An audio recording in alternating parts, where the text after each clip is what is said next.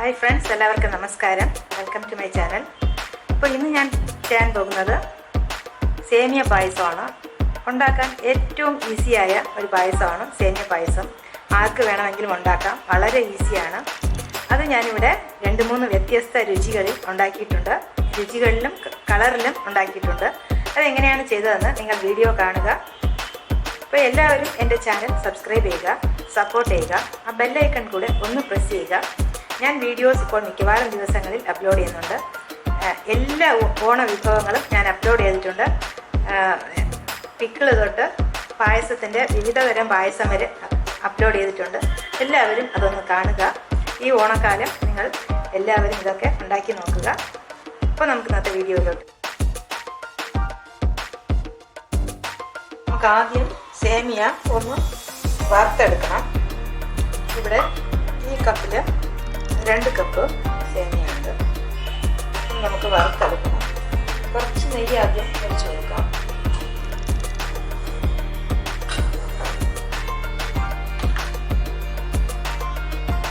ഇത് ഓൾറെഡി വറുത്ത സേമിയാണ്. പാക്കറ്റിൽ റോസ്റ്റഡ് എന്ന് എഴുതിയിട്ടുണ്ട്. എന്നാലും കുറച്ചുകൂടെ ഒരു മണം കിട്ടാനായി നമുക്കൊന്നുകൂടെ ഒന്ന് ചെറുതായി വറുത്തെടുക്കാം. ഇപ്പോൾ വറുക്കാത്ത സേമിയാണെങ്കിൽ നല്ലപോലെ കരിയാതെ ചുമന്ന നിറം വരുന്നത് വരെ വറുത്തെടുക്കണം. ഇതിപ്പോൾ ഓൾറെഡി വറുത്ത സേമിയാണ്, എന്നാലും ചെറുതായി ഒന്ന് വറുത്തെടുക്കുന്നുണ്ട്.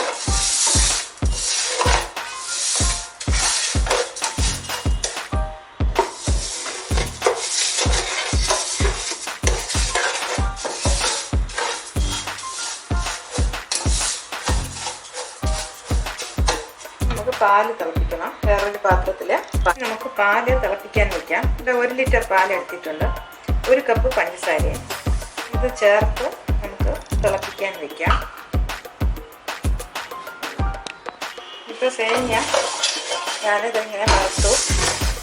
റോസ്റ്റഡ് സേമിയ എന്നാണ് അതിൽ പാക്കറ്റിലുണ്ടായിരുന്നത്. എന്നാലും ഒരു 5 മിനിറ്റ് ചെറിയ ഫ്ലെയിമിലിട്ട് ഒന്നുകൂടെ ഒന്ന് വറുത്തു. കരിഞ്ഞു പോകാതെ ശ്രദ്ധിക്കണം. ഇനി ഞാൻ ഇതിലേക്ക് കുറച്ച് തിളച്ച വെള്ളമാണ് ഒഴിച്ചു കൊടുക്കുന്നത്.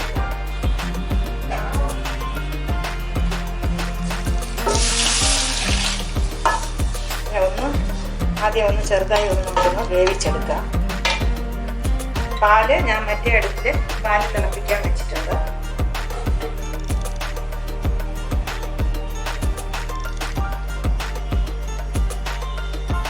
ഇത് തിളച്ച വെള്ളത്തിൽ ഒന്ന് വെന്തതിന് ശേഷം നമുക്ക് പാലൊക്കെ ചേർത്ത് കൊടുക്കാം.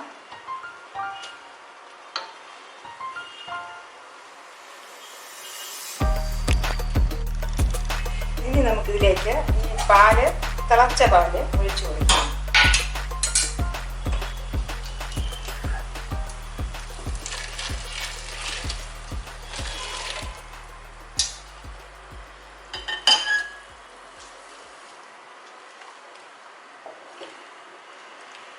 ഇതിൽ കിടന്ന് നന്നായി സേമിയ ഒന്ന് വെന്ത് വരണം. ആദ്യം കുറച്ച് വെള്ളം ഒഴിച്ചു കൊടുത്തു. അപ്പം ചെറുതായി വെന്ത് കാണും.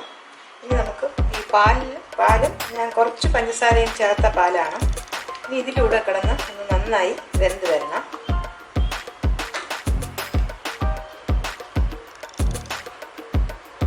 അപ്പോൾ പാട കെട്ടാതിരിക്കാൻ നമുക്ക് ഇങ്ങനെ ഇളക്കി കൊടുത്തുകൊണ്ടേയിരിക്കാം. ഇടയ്ക്കൊക്കെ ഒന്ന് നിർത്താം. എന്നാലും നമ്മൾ ഇളക്കുന്നത് നിർത്തി കഴിഞ്ഞാൽ പാട കെട്ടും. ഇടയ്ക്കിടയ്ക്ക് ഇളക്കി കൊടുക്കാം.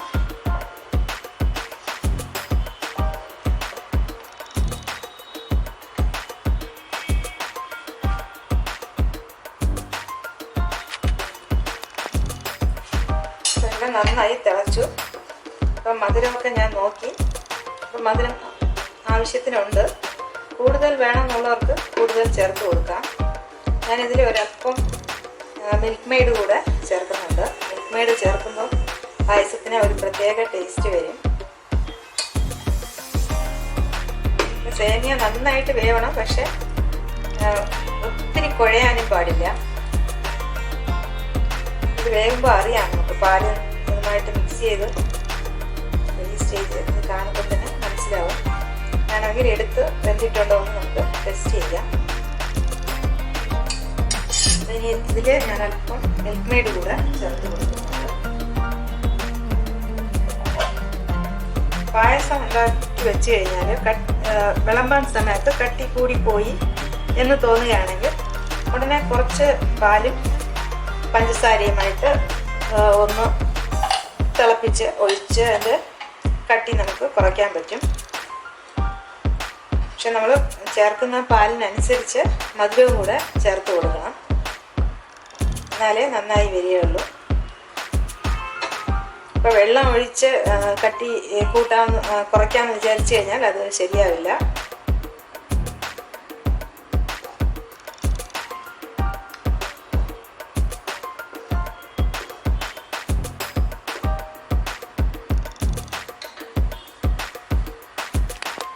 ഇതിപ്പോൾ സാധാരണ ഒരു സേമിയ പായസമാണ് ഇവിടെ റെഡിയാക്കിയത്. ഇനി ഇത് തന്നെ നമുക്ക് കുറച്ചൊരു കളർഫുള്ളായി വേണമെന്നുണ്ടെങ്കിൽ ഒരു ചെറിയ പണി ചെയ്യാം. അത് വേണമെന്നുണ്ടെങ്കിൽ മതി. നമ്മുടെ കുട്ടികൾക്കൊക്കെ അത് കാണുമ്പോൾ കളർഫുള്ളായിരിക്കും, വളരെ ഇഷ്ടപ്പെടും.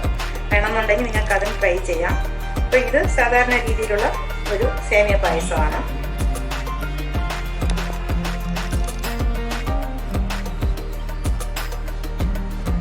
അപ്പോൾ ഈ പായസത്തിൽ കുറച്ച് കളർ ചേർക്കാൻ വേണ്ടി ഒരു ബീറ്റ്റൂട്ട് ഒന്ന് വേവിച്ച് എടുത്തിട്ടുണ്ട്. വളരെ കുറച്ച് മതിയാകും. എത്ര കളർ നിങ്ങൾക്ക് വേണം അത്രയും ഉണ്ടാക്കിയെടുക്കാം.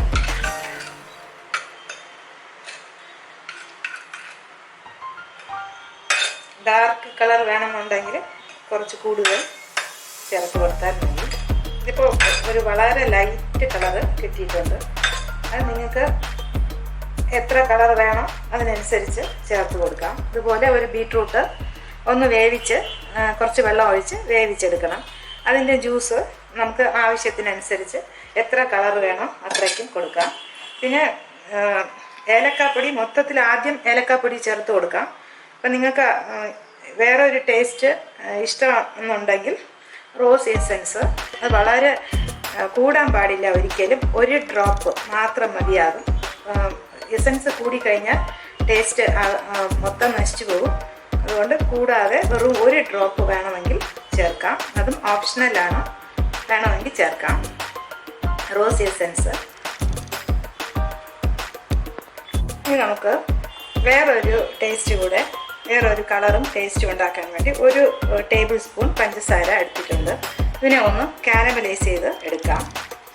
വെറുതെ ഒരു പാത്രത്തിൽ പഞ്ചസാര ഇട്ടിട്ട് ഒന്ന് ചൂടാക്കണം.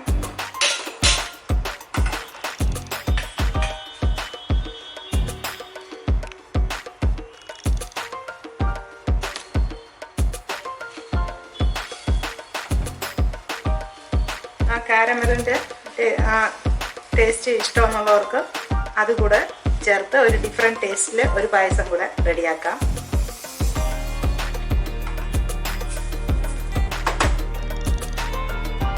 പഞ്ചസാര ഉരുകി വരും.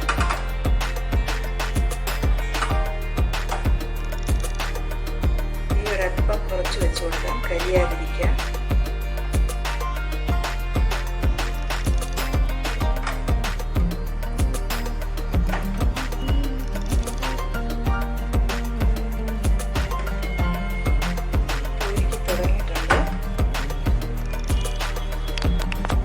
ഇപ്പോൾ ഈ പഞ്ചസാര ഇങ്ങനെ കാരമലൈസായി. കുറച്ച് സമയം വെറുതെ ഒന്ന് അടുപ്പിൽ വെച്ചപ്പോൾ ഇതുപോലെ ആയി. ഇനി ഇതിൽ നമ്മൾ കുറച്ച് വെള്ളം ഒഴിച്ചു കൊടുക്കണം. എന്നിട്ട് ഒന്ന് തിളപ്പിച്ച് എടുക്കണം. ഇതിനെ ഒന്ന് തിളപ്പിച്ചെടുക്കാം. അപ്പോൾ നമ്മുടെ കാരമൽ ഇവിടെ റെഡിയായി. അതും നമുക്ക് കുറച്ച് ആവശ്യത്തിന് നമുക്ക് എത്ര കളർ വേണം